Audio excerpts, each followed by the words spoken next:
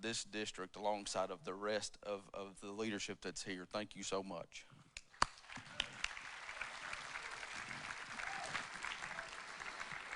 Thank you. And thanks to everybody that serves in those three areas, so critical to the life of not just the district, but the general church. And so thanks, important ways for us to stay connected and pass the church to the next generation. So thank you. Pastor Dwayne Lobb has asked ahead of time for permission to share a resolution. So Pastor Dwayne, I'll invite you to come at this time and share that resolution, if you will.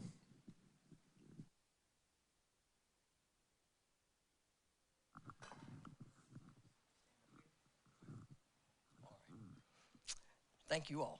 Thank you, Dr. Daniels, Dr. Powell. The name of the resolution is just called Resolution to Urge Denominational Leadership to Withhold WEF Funding from Institutions with Professors Who Affirm Same-Sex Sexual Intimacy. Whereas the Church of the Nazarene is committed to the authority of Scripture and the holiness tradition, upholding biblical teaching on human sexuality, we affirm that marriage is between one man and one woman, that sexual intimacy is reserved for that covenant relationship. Whereas the Church of the Nazarene's manual clearly states that same-sex sexual intimacy is contrary to God's design and affirms the call to holiness, which includes sexual purity.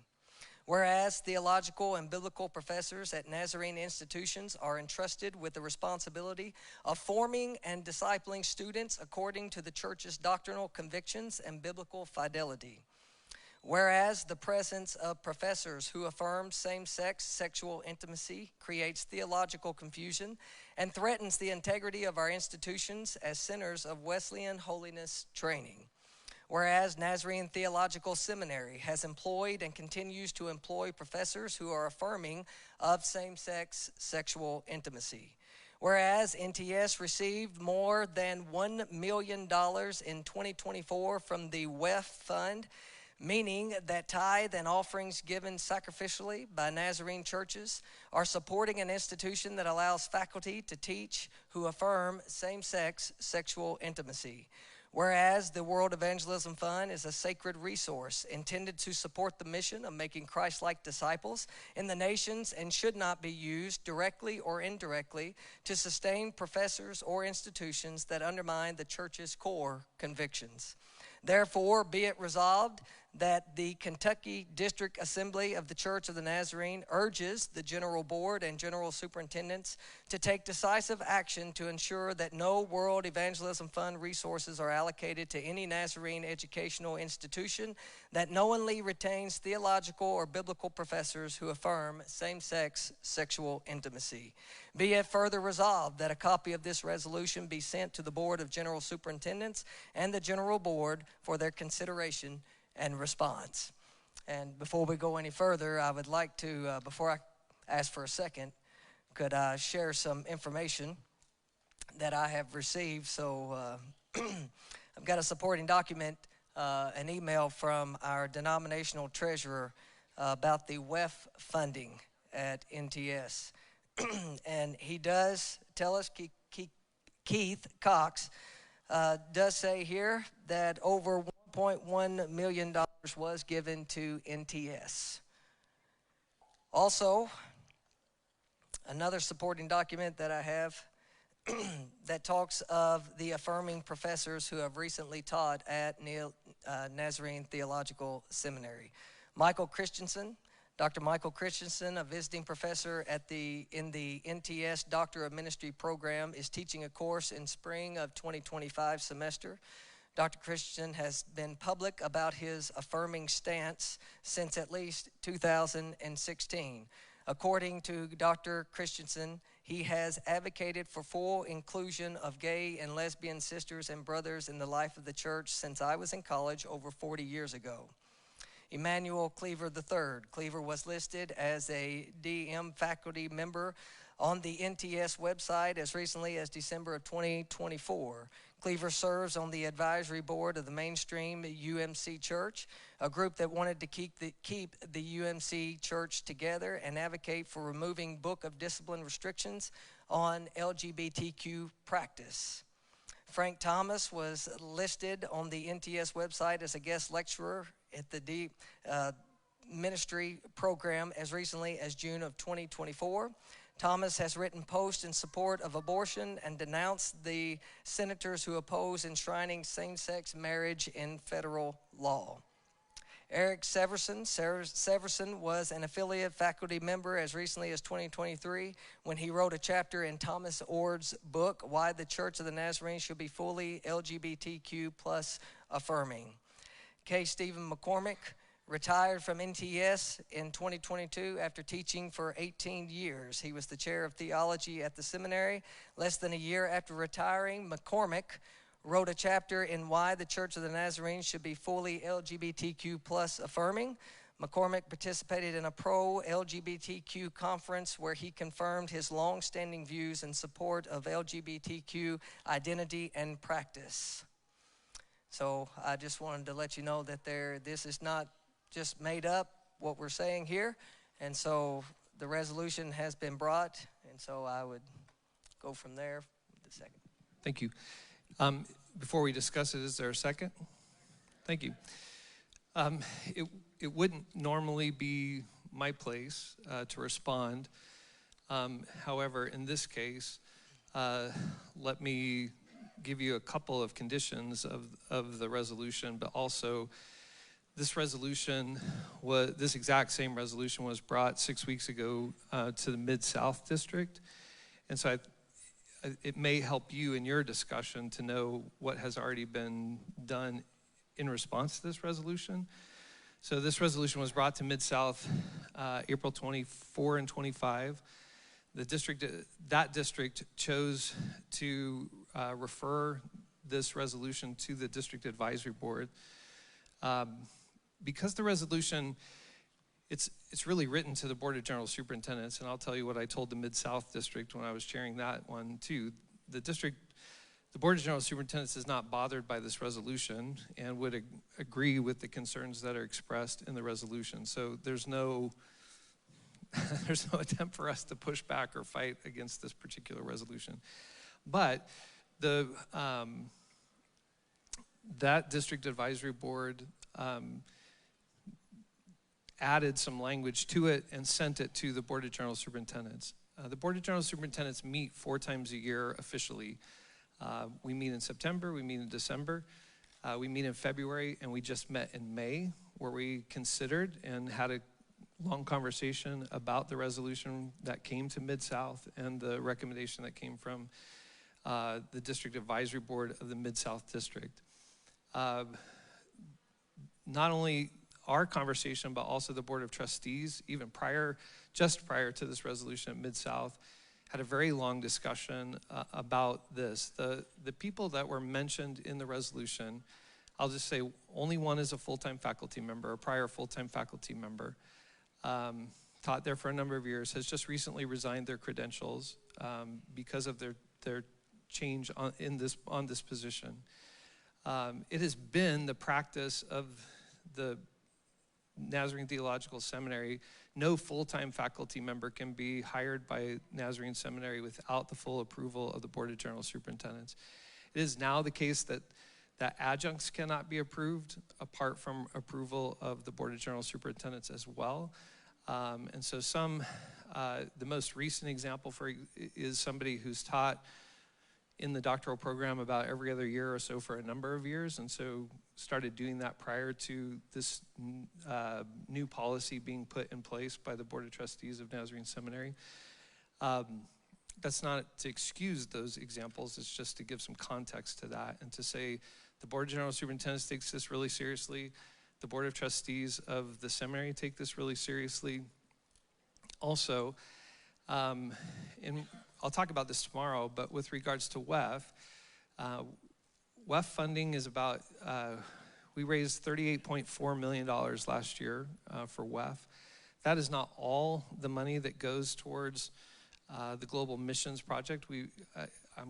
Don't hold me to this, but I believe it's about another 20 million or so that come from investment funding that goes towards global ministry. But regardless of that, it is the goal of the Board of General Superintendents. There's 2 institutions that receive WEF funding, Nazarene Bible College and Nazarene Theological Seminary.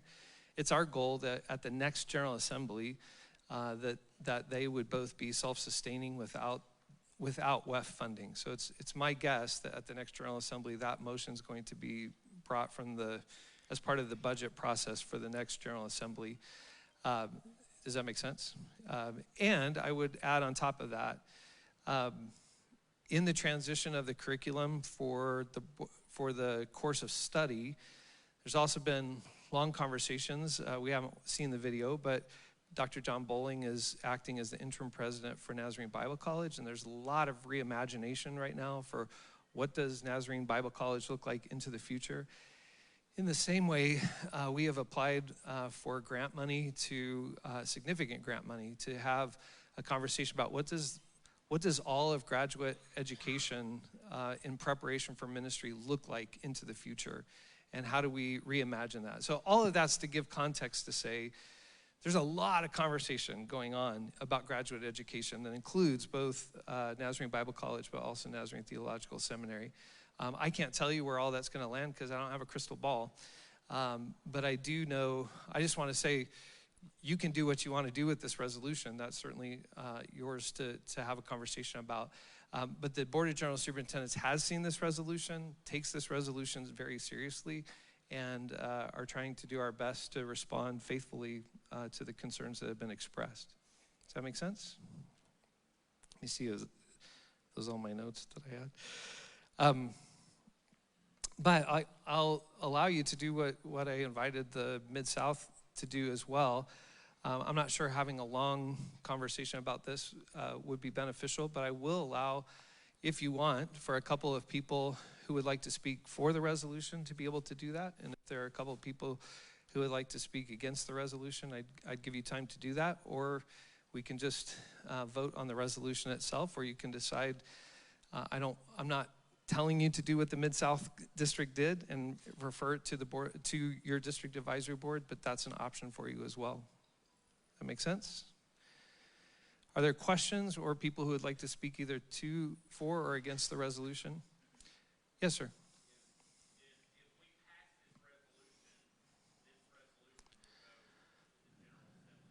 No, this resolution is so it's a good question. You don't have the authority, only the General Assembly has the authority to decide where WEF money goes. So you could bring a resolution. It would probably be best to write it up and bring it next district assembly because I won't be here. No, I'm just kidding. You'll be Carla's problem. No, I'm just kidding.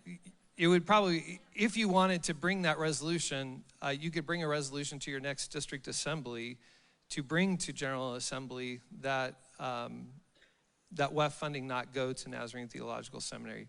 This resolution is a resolution that says we want to strongly encourage the Board of General Superintendents to do that. And so I've just said to you, we're doing that. We're already moving that direction, but we're not moving that direction necessarily in response to this. We're moving that direction because it's kind of unequitable. We have 50 schools globally, and only 2 get WEF funding. And they're the 2 that are in USA and Canada. And so in some ways, our move has to do with sort of global injustice with regards to the funding of higher education. Now, some missions money goes to some of our seminaries and Bible colleges around the world. But anyway, does that make sense? So I think that's going to happen anyway, but if you wanted to do that at the next assembly, bring a resolution to say to General Assembly, we'd like this to happen, you may do this. This resolution, if I read it correctly, just says we want the Kentucky district to say in as strongly as possible, please, Board of General Superintendents and trustees of the seminary, take this seriously. Does that make sense? Clear as mud, sorry. Yes. I would like to make a recommendation similar to Mid-South that this is extended to our district advisory board to continue carrying forth this motion so it will not further disrupt. Thanks. Before I take that as a motion, let me ask you, you've had some discussion as a district advisory board in the past, yeah? But quite a bit. Yeah. Is there a second to that motion then? Second. So I know this is the part where Robert's rules get kind of confusing. So we're not discussing this resolution that Pastor Law brought to us. We're now just discussing whether or not you want to refer it or not. Does that make sense? So is there someone who would speak for referring this to the District Advisory Board? Yes, sir.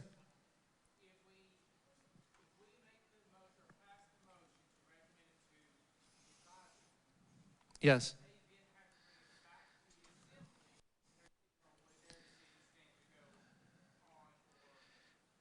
Yes. Based upon what Mid-South did, and I believe it was correct parliamentarily, they responded within 48 hours and sent it on to the Board of General Superintendents. So you would not have to wait for a whole year to hear from that. You would, in essence, you would give the District Advisory Board to respond on the district. I think the only caveat I would give to that is if the DAB made some major change to it that they felt like the district assembly needed to see, they might hold that. But you would be empowering the District Advisory Board to act on this resolution on your behalf, and they could do that immediately. Yes.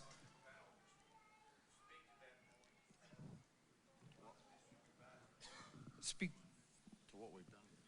No, what would you like him to speak to?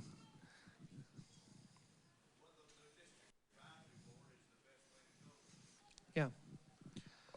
Well, as I said, we've had many conversations in the past. There's been other things recommended in the past that I've worked through with the District Advisory Board. I think they've always been very fair and balanced. And so, yes, I mean, I think they would do a really good job in their recommendation. Yeah. All right, so did I take a second? I did, thank you. Thanks for reminding me. So we're on the discussion about whether to refer this to the District Advisory Board. Is there anybody who wants to speak either for or against sending this to the District Advisory Board? Okay. All in favor of referring this resolution to the District Advisory Board, would you raise your hand and hold them up for just a moment, please? Okay, hands down. Any opposed to that? Would you raise your hand? Okay. I think under the chair's judgment, you have referred it to the District Advisory Board. They can respond back to those of you who are delegates through email if they choose to do that way to tell you how to respond, and your district I superintendent. don't know if it'll be done in 48 hours. Well, it might not be done that quickly. It'll be done before the next General Assembly, though. Yeah. Yeah, we meet again in September, and so it's not as though, I mean, we receive things obviously between now and then, but that would be the next time that the board would officially meet together. Seriously, I think we could have it done before your meeting in September. Yeah. All right, thanks, Pastor Dwayne. I think that is our business so we can go to pastor's reports. Yeah, go back to pastor's reports. All right, so we're going to invite churches F through H.